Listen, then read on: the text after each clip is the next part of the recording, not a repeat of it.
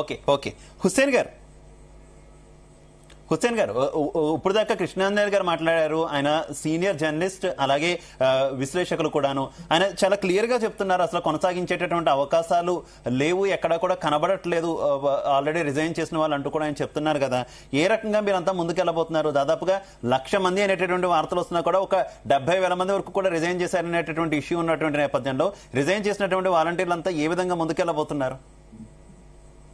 Sir volunteer resign చేసిన వాళ్ళ పూసాలు number సిడీతో చూపించిన సార్ కొంతమంది అంటే సకలాంగులు కానీ వికలాంగులు అని కాదు, అందరూ వాలంటీర్లు రాజీనామా చేస్తే కూడా కొందరు అయితే పార్టీ కోసం పని చేయలేదు.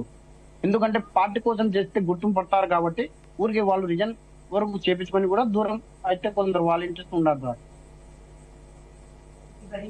అందువల్ల వాలంటీర్లు ఇప్పుడు ఫర్దర్ స్టెప్ ఏం చేయాలి అనుకుని వాలంటీర్లు అంతా ఒక తాటి మీదకి వచ్చి ఏదో మనం నిజమైన సేవ చేసినాం కదా ప్రజలకు, మనకు ఎందుకు అనేది మన అభిప్రాయం సార్.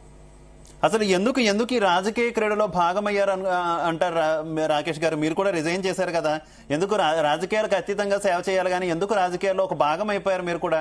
ఇప్పుడు ఇబ్బంది పడుతున్నారు కదా సార్. మేమైతే రాజకీయం గురించి రాజకీయ నాయకులకు మనము ఇది దోస్తి చేయడం అటువంటి విషయాల్లో చేయలేదు సార్. యాక్చువల్ గా అయితే ప్రజాసేవ అంటే ఈ ఆఫీసర్లకు సచివాలయం దగ్గర పోతారు, సచివాలయం కానీ వచ్చే పథకాలు ప్రజలకు ఇస్తున్నాం. అంటే వైసీపీ నాయకులు చెప్పిన దానికన్నా మనం చేయడం లేదు కదా.